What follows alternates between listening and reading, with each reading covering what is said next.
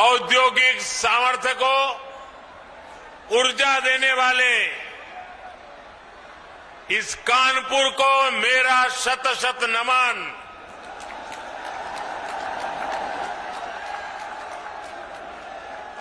ये कानपुर ही है जिसने पंडित दीनदयाल उपाध्याय, सुंदर सिंह भंडारी जी और अटल बिहारी वाजपेयी जैसे विजनरी नेतृत्व को गढ़ने में महत्वपूर्ण भूमिका निभाई है। और आज सिर्फ कानपुर को ही खुशी ऐसा नहीं है, वरुण देवता जी को भी इस खुशी में हिस्सा लेने का मन कर गया।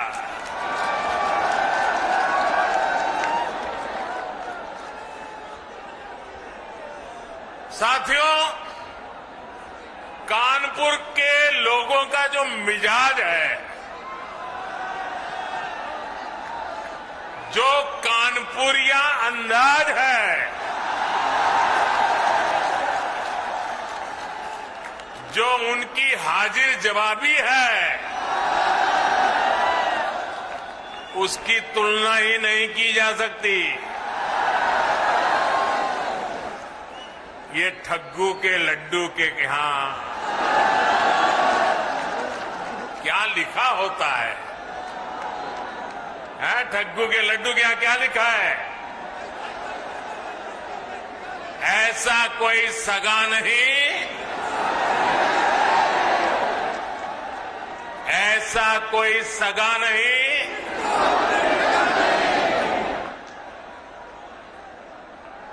अब आज तक जो आप कहते हो कहते रहिए,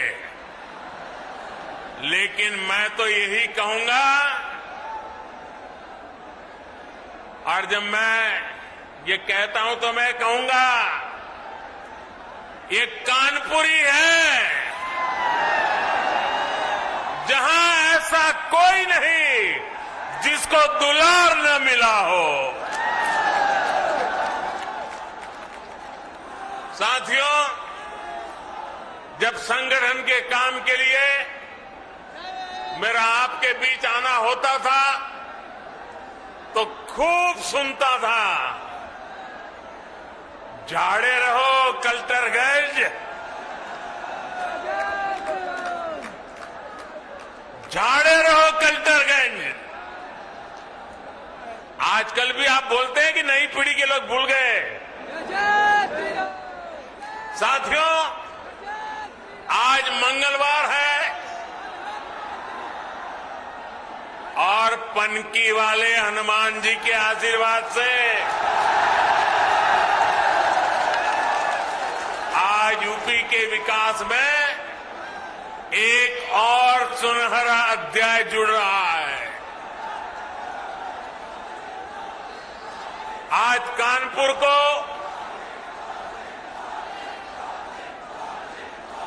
मेट्रो कनेक्टिविटी मिली है, साथ ही बिना रिफाइनरी से भी कानपुर अब कनेक्ट हो गया है। इससे कानपुर के साथ साथ यूपी के अनेकों जिलों में पेट्रोलियम उत्पाद अब और आसानी से सुलभ होंगे। हम दोनों प्रोजेक्ट के लिए आप सबको, पूरे उत्तर प्रदेश को बहुत बहुत बधाई।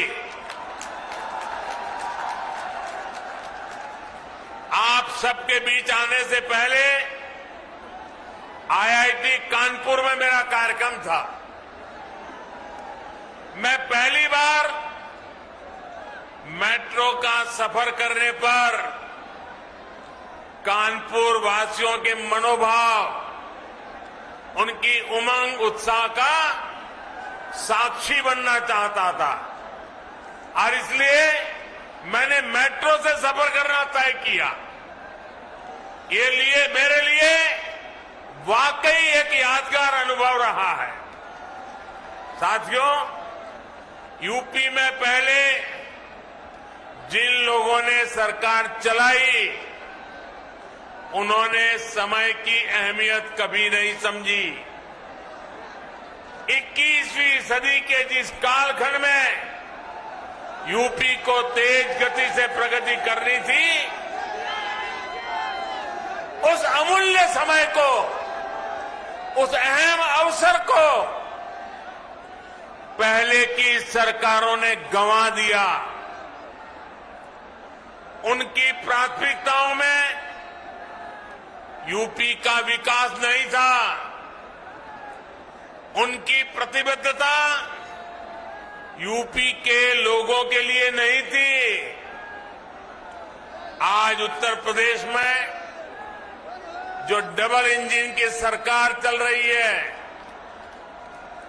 वो बीते कालखंड में समय का जो नुकसान हुआ है, उसकी भरपाई में भी जुटी है। हम डबल स्पीड से काम कर रहे हैं। आज देश का सबसे बड़ा अंतर्राष्ट्रीय हवाई अड्डा यूपी में बन रहा है। आज देश का सबसे लंबा एक्सप्रेसवे यूपी में बन रहा है। आज देश का पहला regional rapid transit system UP में बन रहा है। डेडिकेटेड फ्रेट कॉरिडोर का हब भी यूपी होने वाला है। जिस यूपी को कभी अवैध हथियारों वाली गैंग के लिए बदनाम किया गया था, वही उत्तर प्रदेश देश की सुरक्षा के लिए डिफेंस कॉरिडोर बना रहा है। साथियों, इसीलिए यूपी के लोग कह रहे हैं, फर्क साफ है। ये फर्क सिर्फ योजनाओं, परियोजनाओं का ही नहीं, बल्कि काम करने के तरीके का भी है। डबल इंजन की सरकार जिस काम को शुरू करती है, उसे पूरा करने के लिए भी हम दिन रात एक कर देते हैं। कानपुर मेट्रो के निर्माण को, ये काम हमारी सरकार में शुरू हुआ और हमारी ही सरकार इसका लोकार्पण भी कर रही है। पूर्वांचल एक्सप्रेसवे का शिलान्यास हमारी सरकार ने किया। हमारी ही सरकार ने इसका काम पूरा किया। दिल्ली मेरठ एक्सप्रेसवे का शिलान्यास हमारी सरकार ने किया और उसे पूरा करके जनता को समर्पित करने का काम भी हमने ही किया। मैं आपको ऐसी अनेकों परियोजनाएं गिना सकता हूं, यानी पूरब हो या पश्चिम या फिर हमारा ये क्षेत्र, यूपी में हर परियोजना को समय पर पूरा करने का प्रयास किया जा रहा है। और ये इसलिए जरूरी है क्योंकि जब योजना समय पर पूरी होती है तो देश के पैसे का सही इस्तेमाल होता है, देश के लोगों को इसका लाभ मिलता है। आप मुझे बताइए, ट्रैफिक जाम को लेकर कानपुर के लोगों की शिकायत बरसों से रही है कि नहीं रही है? आपका कितना समय इसमें बर्बाद होता था? आपका कितना पैसा बर्बाद होता था? अब आज पहले फेज की 9 किलोमीटर लाइन, ये लाइन शुरू होने से इन शिकायतों के दूर होने की एक शुरुआत हुई है। कोरोना की मुश्किल चुनौतियों के बावजूद 2 साल के भीतर ही ये सेक्शन शुरू होना अपने आप में बहुत प्रशंसनीय है। साथियों, आजादी के बाद दशकों तक हमारे देश में एक सोच रही कि जो भी कुछ नया होगा, अच्छा होगा, वो 3-4 बड़े शहरों में ही होगा। देश के बड़े मेट्रो शहरों के अलावा जो शहर थे उन्हें अपने हाल पर छोड़ दिया गया। इन शहरों में रहने वाले लोगों की कितनी बड़ी ताकत है, उन्हें सुविधाएं देना कितना जरूरी है, ये पहले सरकार चलाने वाले कभी नहीं समझ पाए। इन शहरों की आकांक्षाओं को, इनमें रहने वाले करोड़ों लोगों की आकांक्षाओं पर पहले जो सरकार में थे उन्होंने ध्यान ही नहीं दिया। जो लोग अभी माहौल तानने की कोशिश कर रहे हैं, उनकी नियति नहीं थी, विकास की कोई नियति नहीं थी। अब हमारी सरकार देश के ऐसे अहम शहरों के विकास को भी प्राथमिकता दे रही है। इन शहरों के लिए कनेक्टिविटी अच्छी हो, वहां उच्च शिक्षा के अच्छे संस्थान हो, बिजली की दिक्कत न हो, पानी की दिक्कत न हो, सीवेज सिस्टम आधुनिक हो, इन सभी पर काम किया जा रहा है। अगर मैं मेट्रो की ही बात करूं तो कानपुर मेट्रो के पहले चरण का आज लोकार्पण हुआ है। आगरा और मेरठ मेट्रो पर तेजी से काम चल रहा है। कई अन्य शहरों में भी मेट्रो प्रस्तावित है। लखनऊ, नोएडा और गाजियाबाद में मेट्रो का निरंतर विस्तार किया जा रहा है। जिस स्पीड से यूपी में मेट्रो का काम हो रहा है वो अभूतपूर्व है। साथियों, मैं जो आंकड़े दे रहा हूं वो आंकड़े जरा ध्यान से सुनिए। सुनिएगा ना? ध्यान से सुनेंगे ना? देखिए, सुनिए। साल 2014 से पहले यूपी में जितनी मेट्रो चलती थी उसकी कुल लंबाई थी 9 किलोमीटर। साल 2014 से 2017 के बीच मेट्रो की लंबाई बढ़कर हुई कुल 18 किलोमीटर। आज कानपुर मेट्रो को मिला दें तो यूपी में मेट्रो की लंबाई अब 90 किलोमीटर से ज्यादा हो चुकी है।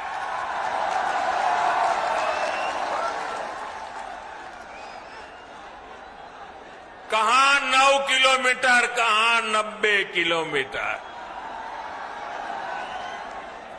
पहले की सरकार कैसे काम रही थी, आज योगी जी सरकार कैसे काम कर रही है, तभी तो यूपी कहता है फर्क साफ है। साथियों, 2014 के पहले पूरे देश के सिर्फ 5 शहरों में मेट्रो की सुविधा थी। यानी मेट्रो रेल सिर्फ मेट्रो कहे जाने वाले शहरों में ही थी। आज अकेले यूपी के 5 शहरों में मेट्रो चल रही है। आज देश के 27 शहरों में मेट्रो पर काम चल रहा है।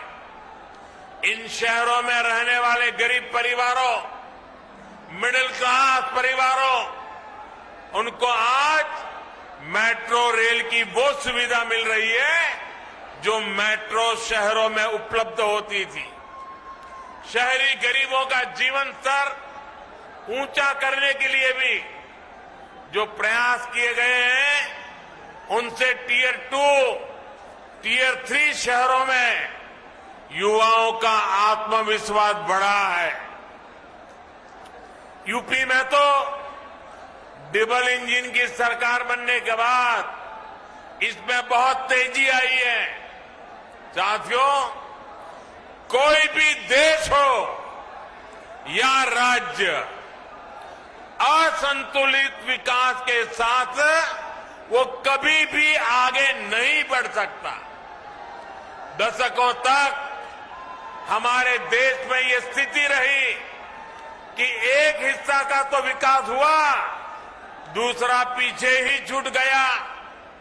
राज्यों के स्तर पर, समाज के स्तर पर इस असमानता को दूर करना उतना ही जरूरी है।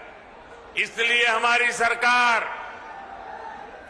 सबका साथ, सबका विकास के मंत्र पर काम कर रही है।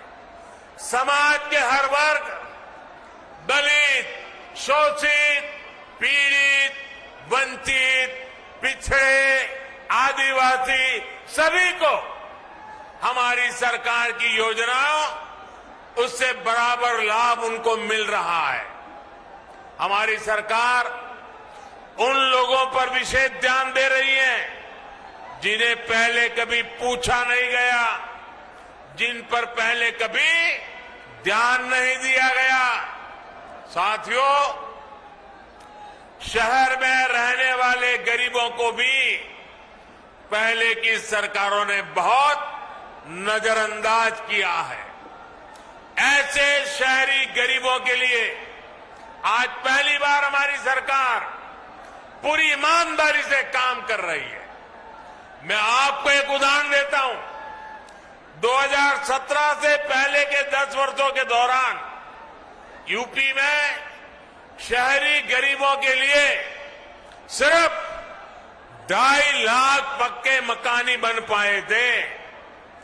बीते 4.5 साल में यूपी सरकार ने शहरी गरीबों के लिए 17 लाख से ज्यादा घर स्वीकृत हुए हैं। इनमें से 9.5 लाख बन भी चुके हैं और बाकियों पर तेजी से काम भी चल रहा है। भाइयों और बहनों, हमारे गांवों से बहुत से साथी शहरों में काम करने आते हैं। इनमें से बहुत से लोग शहरों में आकर रेहड़ी, ठेला, पटरी पर सामान बेचकर अपना गुजर बसर करते हैं।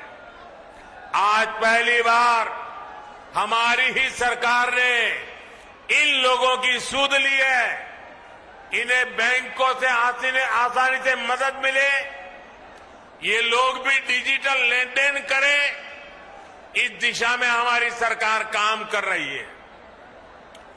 पीएम स्वनिधि योजना का लाभ यहां कानपुर के भी अनेकों रेहड़ी पटरी वाले साथियों को हुआ है।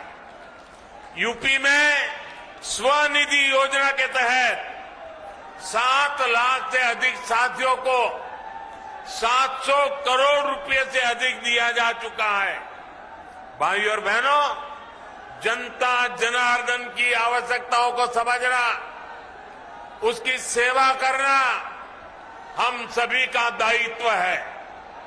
डबल इंजन की सरकार यूपी की जरूरतों को समझते हुए दमदार काम कर रही है। यूपी के करोड़ों घरों में पहले पाइप से पानी नहीं पहुंचता था। आज हम घर घर जल मिशन से यूपी के हर घर तक साफ पानी पहुंचाने में जुटे हैं। कोरोना के इस कठिन काल में यूपी के 15 करोड़ से अधिक लोगों को मुफ्त राशन का इंतजाम हमारी ही सरकार ने किया है। साथियों, जो लोग पहले सरकार में थे वो इस मानसिकता के साथ सरकार चलाते थे कि 5 साल के लिए लॉटरी लगी है, जितना हो सके यूपी को लूटते चलो, लूट लो। आपने खुद देखा है कि यूपी में पहले की सरकारें जो परियोजनाएं शुरू करती थी उनमें कैसे हजारों करोड़ के घोटाले हो जाता था। इन लोगों ने कभी यूपी के लिए बड़े लक्ष्यों पर काम नहीं किया, बड़े विजन के साथ काम नहीं किया। इन्होंने खुद को कभी यूपी की जनता के लिए जवाबदेह माना ही नहीं। आज डबल इंजन की सरकार पूरी ईमानदारी से, पूरी जवाबदेही के साथ यूपी को विकास की नई ऊंचाई पर पहुंचाने के लिए काम कर रही है। डबल इंजन की सरकार बड़े लक्ष्य तय करना और उन्हें पूरा करना जानती है। कौन सोच सकता था कि यूपी में बिजली के उत्पादन से लेकर ट्रांसमिशन तक में सुधार हो सकता है। बिजली क्यों गई? लोग ये नहीं सोचते थे। उन्हें पता ही था कि घंटों कटौती होनी है। उनकी तसल्ली इसी में हो जाती थी कि बगल वाले के यहां भी बिजली गई है या नहीं है।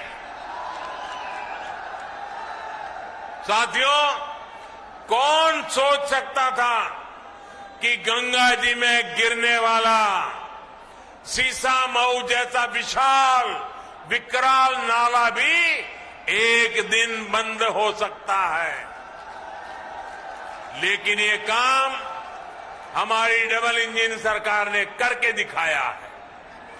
बीपीसीएल के पनकी कानपुर डिपो की क्षमता को 4 गुना से अधिक बढ़ाने से भी कानपुर को बहुत राहत मिलेगी।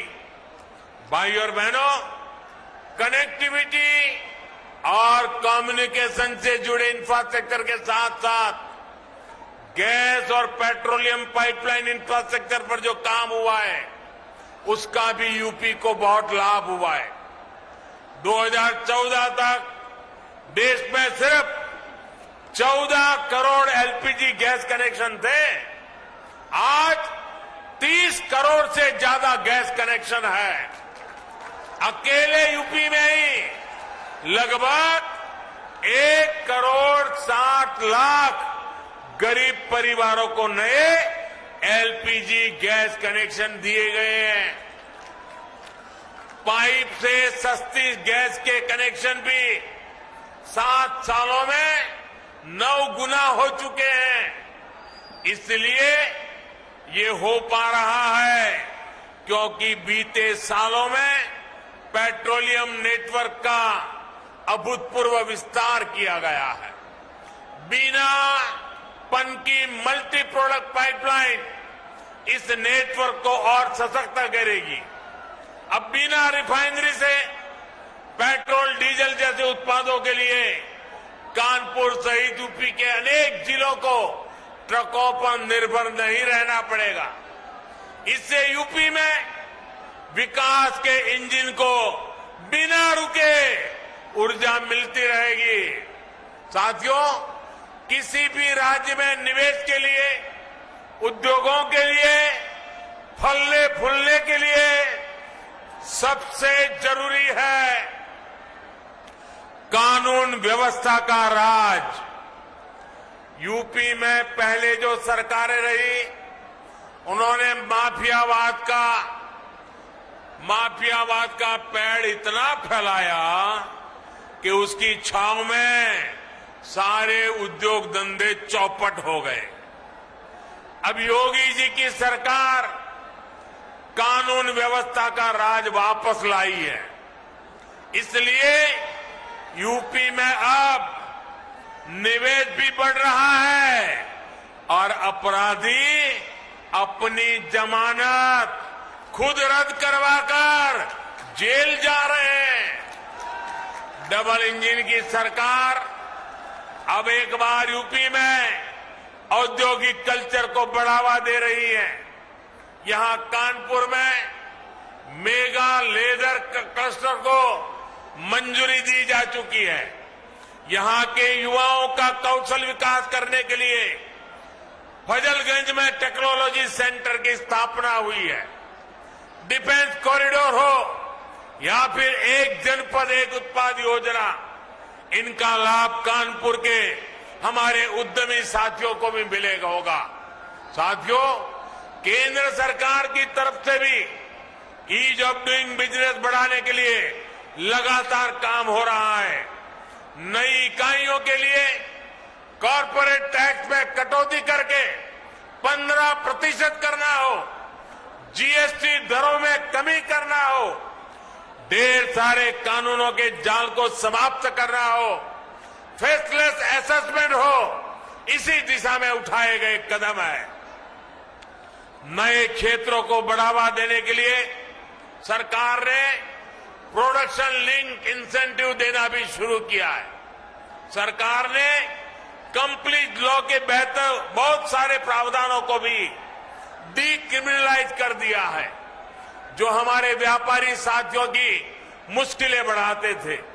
भाई और बहनों, जिन दलों की आर्थिक नीति ही भ्रष्टाचार हो, जिनकी नीति बाहुबलियों का आदर सत्कार हो, वो उत्तर प्रदेश का विकास नहीं कर सकते।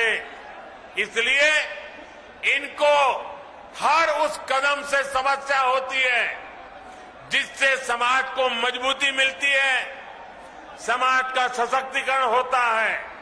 इसलिए महिला सशक्तिकरण के लिए उठाए गए कदमों का भी ये विरोध करते हैं।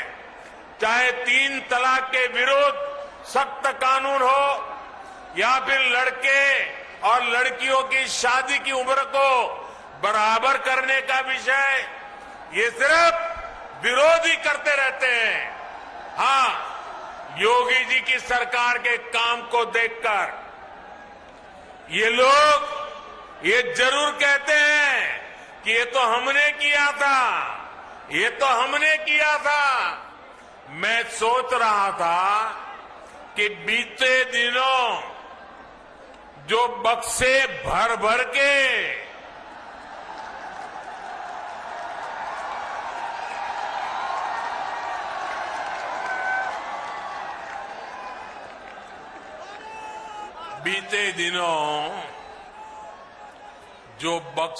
भर भर के नोट मिली है, नोट, उसके बाद भी ये लोग यही कहेंगे कि ये भी हमने ही किया है।